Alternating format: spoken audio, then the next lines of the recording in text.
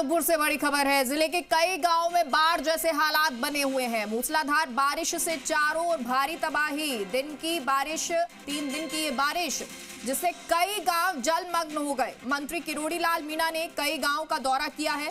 जड़ावता गांव में तो बारिश से खेतों में पानी भर गया है और खेत बन गए खाई कई जगह पर और 100 फीट तक कटाव हो गया। फसलें बर्बाद हो गई हैं। कई ग्रामीणों का राशन का इंतजार है तो खुद ग्रामीण भी राहत टीम के साथ संभाल रहे हैं कमान। तस्वीरें सामने आई कि किस तरह से कटाव क्षेत्र बन गया।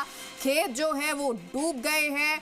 खुद किरोड़ी लाल मीणा मंत्री पहुंचे थे सवाई माधोपुर और वहां पर उन्होंने कई गांव की स्थिति को देखा है और जाना है कि किस तरह से वहां पर नुकसान हुआ है। और ये भारी नुकसान है क्योंकि कई जगह तो ऐसे हालात हैं कि बाढ़ जैसी स्थिति हो गई है। बाढ़ जैसे हालात राजस्थान सवाई माधोपुर के कई गाँव में हो गए हैं। मूसलाधार बारिश से चारों ओर भारी तबाही नजर आ रही है क्योंकि 3 दिन की ये बारिश है और लगातार इस बारिश से कई गाँव जलमग्न हो गए और पूरे गांव वालों को मदद करने में लगी हुई थी।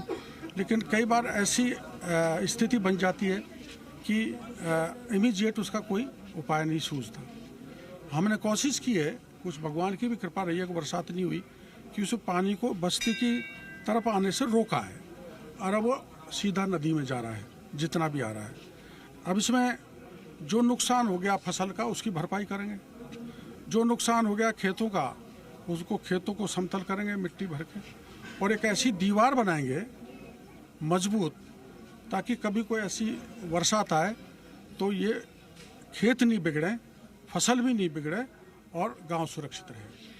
मीणा साहब, ग्रामीणों को उम्मीद थी पूरी कि डॉक्टर साहब हमारी मदद करेंगे और आपने अभी मुआवजे का ऐलान भी किया है, लेकिन एक बड़ी दुर्घटना है जो ग्रामीण आरोप लगा रहे हैं। सुबह से उन्होंने कुछ खाया नहीं। प्रशासन इतनी गंभीर लापरवाही कैसे बरत सकता है कि आपके निर्देशन पे उनको भोजन नहीं मिला? नहीं, इन्होंने मांग मेरे को नहीं बताया था कल।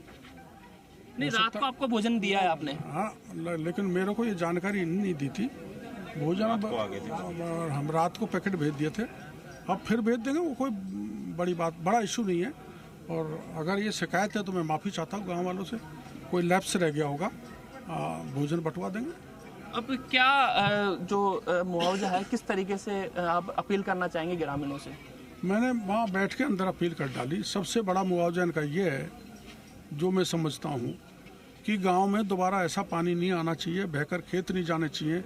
उसमें चाहे 5 करोड़ लगे, 10 करोड़ लगे, 20 करोड़ लगे, उसको पहले गांव को चुस्त दुरुस्त करेंगे। और जो नुकसान किसी का खेत का हुआ है, पशु का, जैसे कि भैंस गिर तो भैंस का पैसा देंगे, दो की दुकान गिर गई, 2 के मकान गिर गए, उनको भी पैसा देंगे। जिस किसी प्रकार का भी नुकसान हुआ है सबकी भरपाई आपदा प्रबंधन विभाग के गाइडलाइन के हिसाब से की जाए।